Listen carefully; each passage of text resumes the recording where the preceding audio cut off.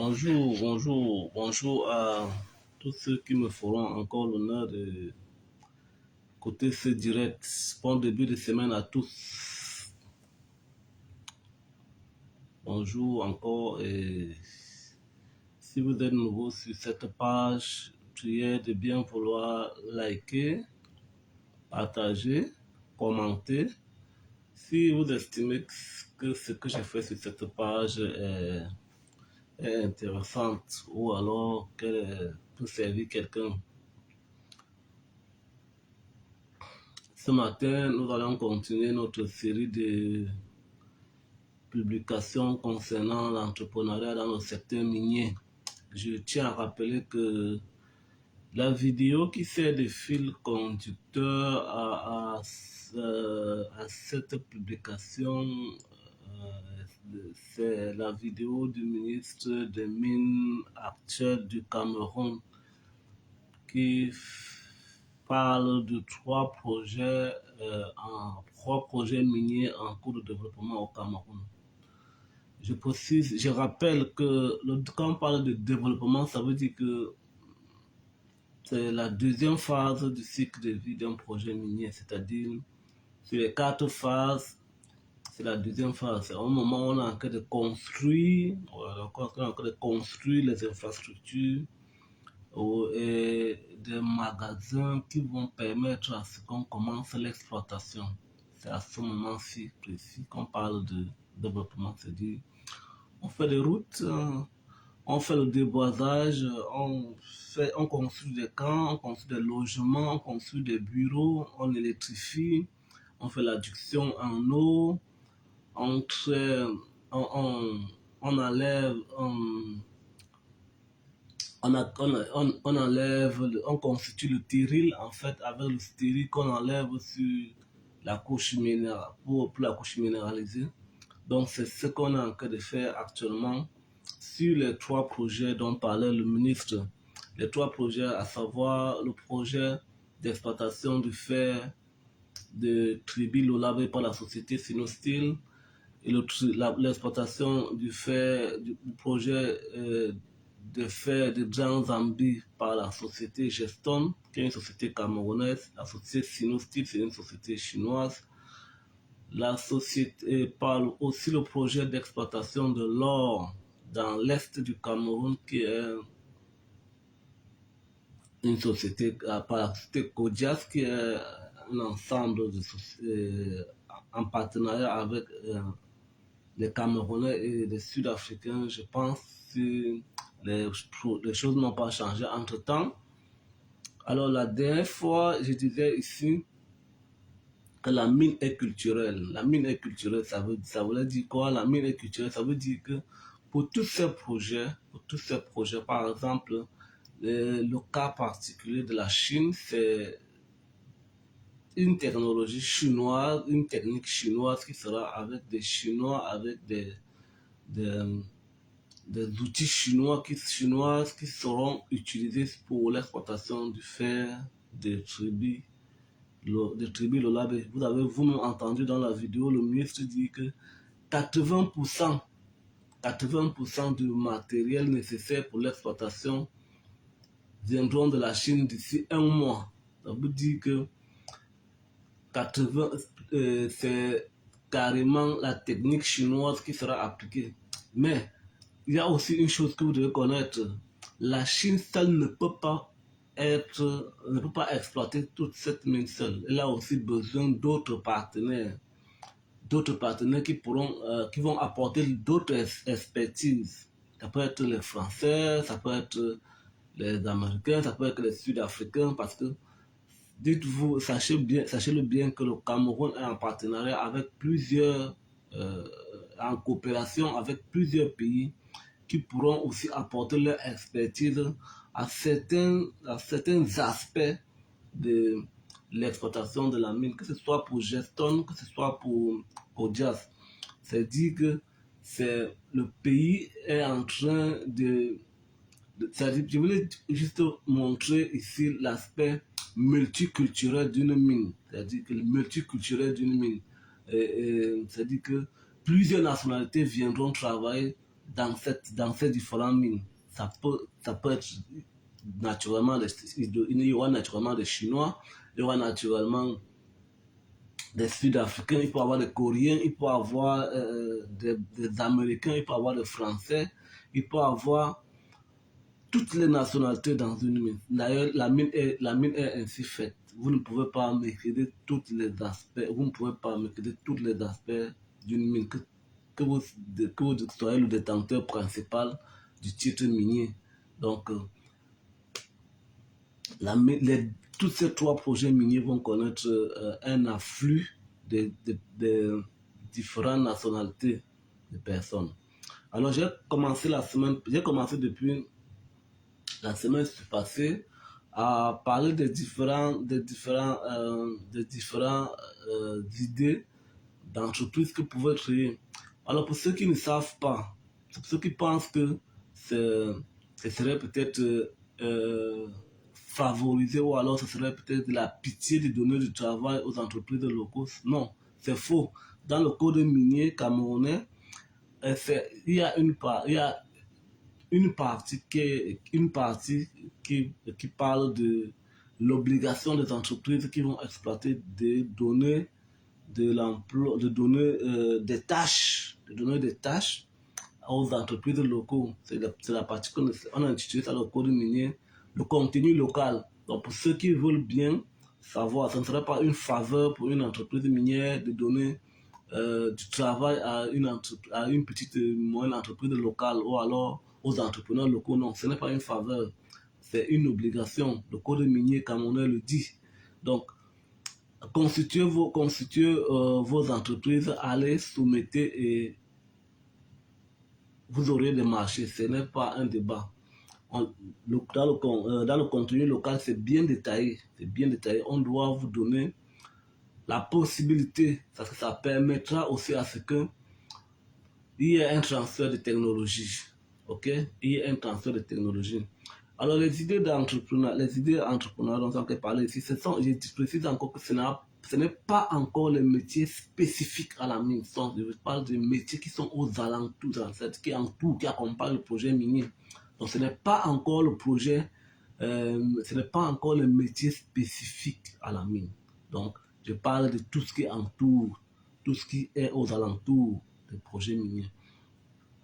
Alors, j'avais parlé la semaine passée, j'ai parlé de la restauration. En semaine, quelqu'un m'a envoyé un message me demandant de mieux expliquer ce que j'entendais par la restauration. Alors, la restauration ici, je disais que c'était la restauration, c'est comme la cantine minière. La cantine minière, c'est dit que à la cantine, la mine héberge plusieurs personnes. Tous les gens ne vont pas venir sur le site minier et rentrer chaque jour. Non, il y a des gens qui sont logés sur le site. C'est-à-dire, comme je vous disais que la mine est multiculturelle. Écoutez, il y a quelqu'un qui va peut-être venir de la Chine, du Japon pour venir travailler dans un projet minier. Il ne va pas rentrer. Il va séjourner sur le site pendant tout son séjour. Il peut faire des rotations, c'est-à-dire il peut faire travailler sur le site 3 mois, après avoir 1 mois de congé, après, ainsi de suite. Même les locaux, il y aura les locaux qui vont être hébergés sur le site, qui vont avoir à travailler sur le site pendant 5 jours et aller en repos pendant 2 jours, ça dépend.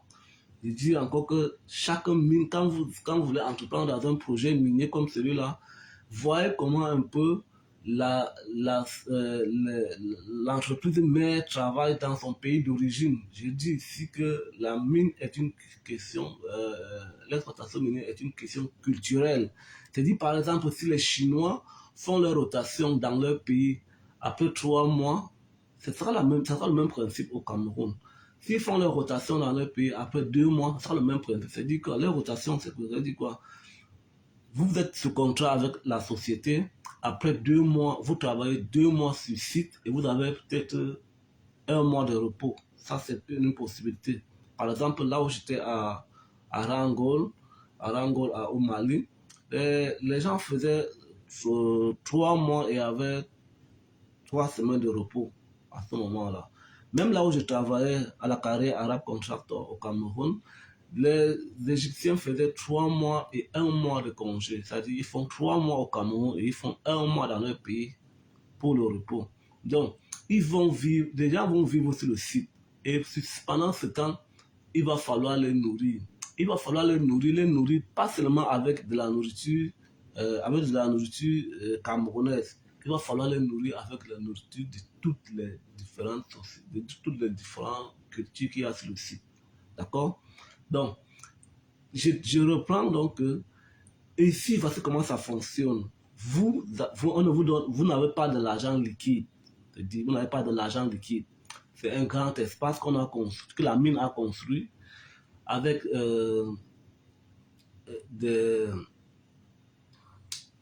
avec un espace pour le stockage de la nourriture. C'est-à-dire, on va garder la nourriture au frais. La société va s'occuper, va recruter un personnel qui peut faire la cuisine, qui connaît faire la cuisine, qui connaît bien faire la cuisine de différentes nationalités, pour différentes nationalités. Les gens viendront manger parce que dans la mine, on a droit à 3 repas par jour. Ce n'est pas une obligation. Vous pouvez ne pas manger 3 repas par jour. Ça dépend de vous. On vous remet une carte. C'est comme une carte de crédit. C'est comme une carte de crédit, une carte bancaire ou une carte de débit. Le guichet du restaurant est placé un tout petit appareil. Dès que vous voulez entrer dans le restaurant ou dans le restaurant, vous mettez votre carte, ça va débiter le montant pour un plat.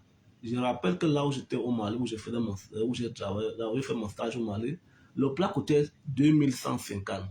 Si vous entrez dans le restaurant, c'est self-service. Si vous entrez dans le restaurant, pour ne boire que de l'eau ou alors un verre de jus, ça va vous coûter 2150. C'est-à-dire que le matin, vous allez manger le petit déjeuner. À midi et le soir, la cantine est ouverte à toute heure. Et la cantine ne vend pas seulement la nourriture. La cantine vend, comme un supermarché, la cantine vend tout. On vend tout à la cantine. C'est-à-dire la bière, le whisky, le jus, de l'eau, de la nourriture, on vend un peu de tout à la cantine, un peu comme une boutique, un supermarché, on vend un peu de tout. Et tout ça, c'est toujours, ça fait partie de la restauration. Tout ça, avec des rayons où on vend, c'est pas des petites choses, qu'un homme peut avoir besoin, de biscuits, de bonbons, de jus, qu'est-ce que je vends? En fait, imaginez un peu tout ce qui est dans un supermarché. Il y a des gens aussi qui ne vont pas manger à la cantine. Il y a des gens qui vont préférer acheter, aller cuisiner dans leur maison, dans leur appartement. Ok? Donc, voilà un peu ce que je peux dire. Et cette restauration englobe encore beaucoup d'opportunités pour les entreprises locaux. Par exemple, la restauration va fonctionner avec des gens qui fournissent des tomates, des jardiniers qui vont pouvoir fournir de la tomate à l'entreprise, les condiments et tout ce que vous en savez de culture maraîchère. Donc voilà ce que la restauration va pouvoir permettre de faire développer dans le coin. Une personne pourra se positionner uniquement pour ravitailler le restaurant de la mine uniquement avec ses cultures maraîchères.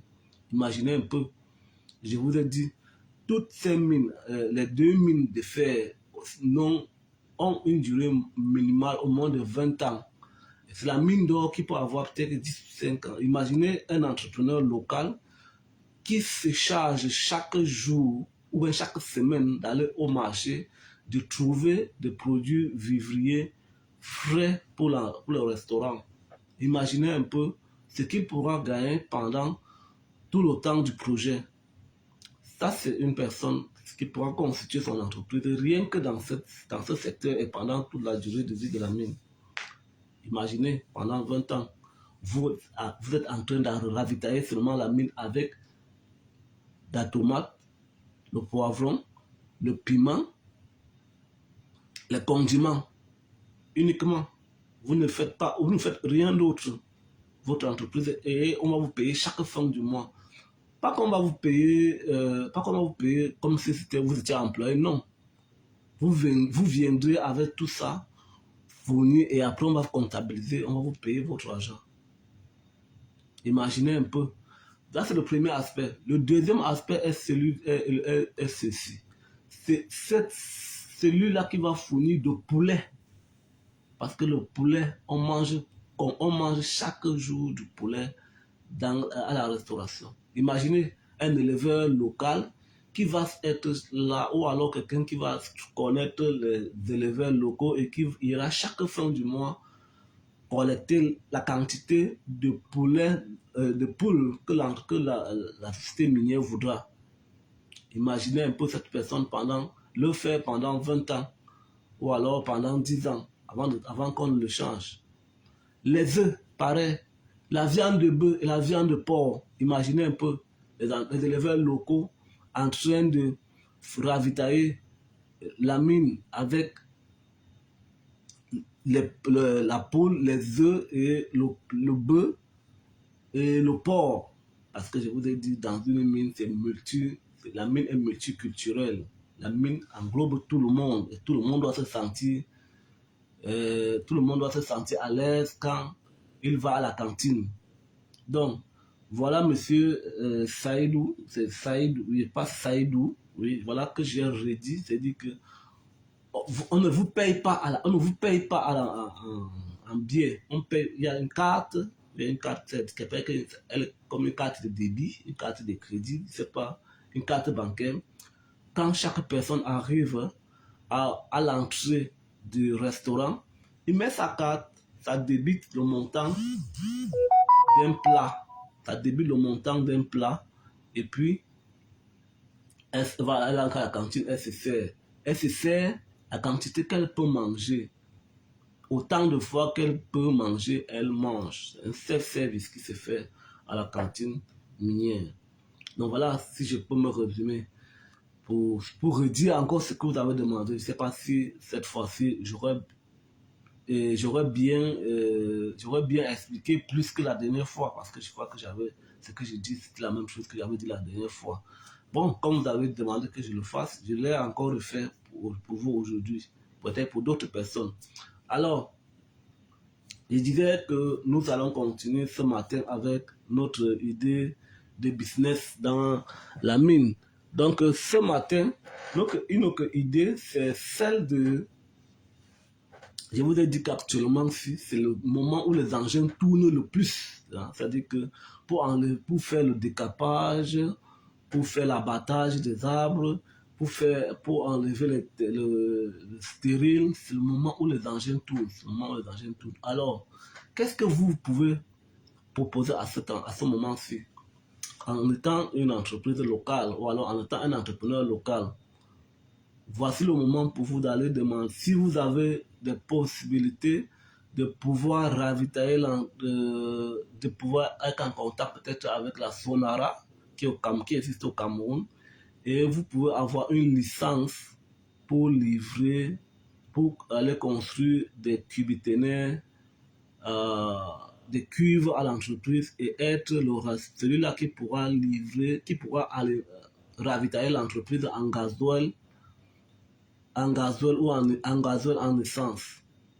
Imaginez un engin minier, par exemple, ça peut prendre au moins 700 litres par jour.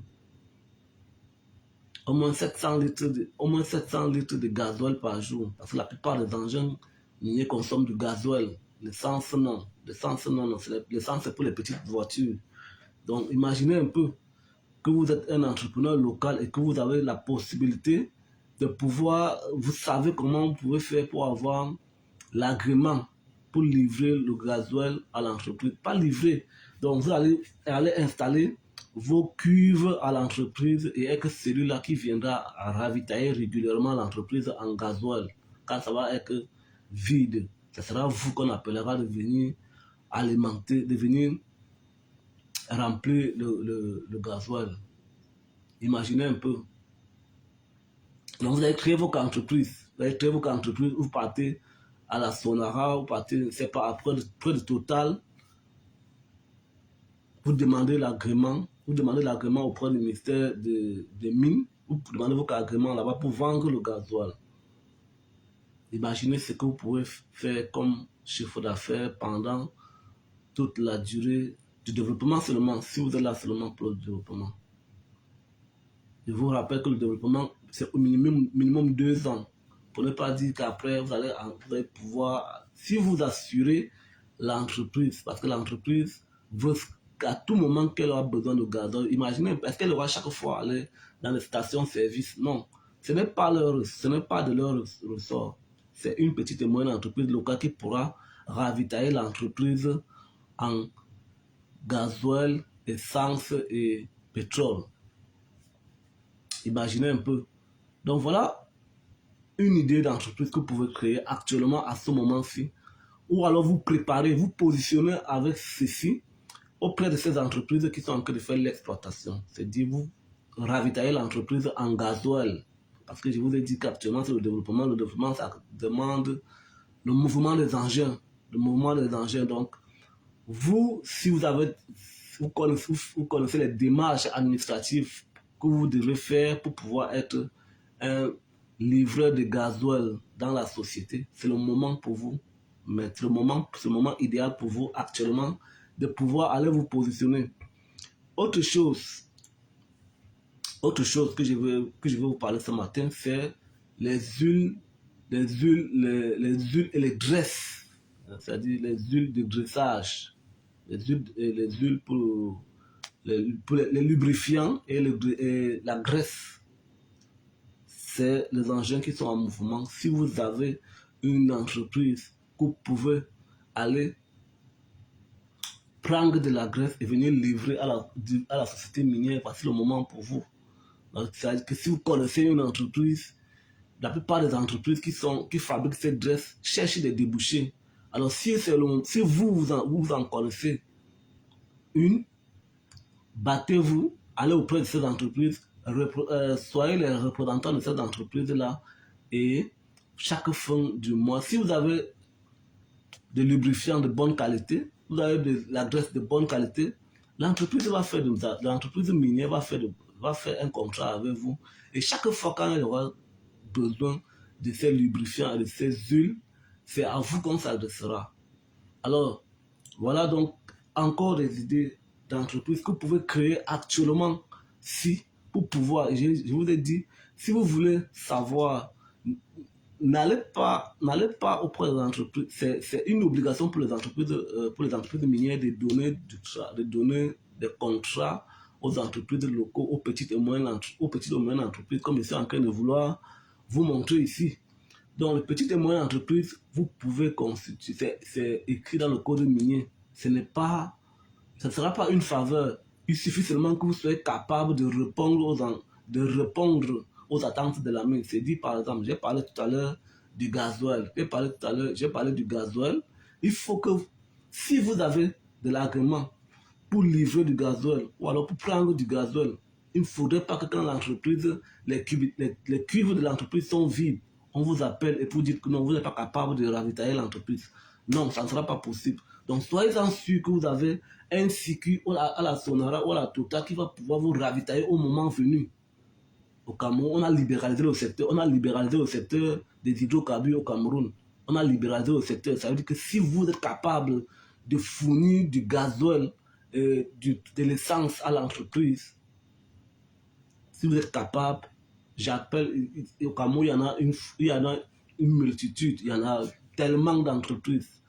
Ces entreprises-là, si elles sont basées seulement en ville pour vendre, pour détailler en ville, vous pouvez aussi prendre vos carguments pour aller au contact de l'entreprise minière et être un fournisseur de gasoil à la mine. Parce que vous voyez, le secteur des hydrocarbures a été libéralisé, la commercialisation des hydrocarbures a été libéralisée au Cameroun.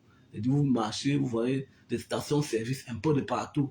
Alors vous pouvez ne pas être celui-là qui va vendre au détaillant au quartier. Vous pouvez être celui qui doit aller auprès des entreprises minières, dire que ok, moi j'ai mon agrément pour vendre, je peux vous livrer le gasoil. Il faudrait également que si vous êtes celui-là qui va ravitailler l'entreprise des huiles et graisses pour les engins.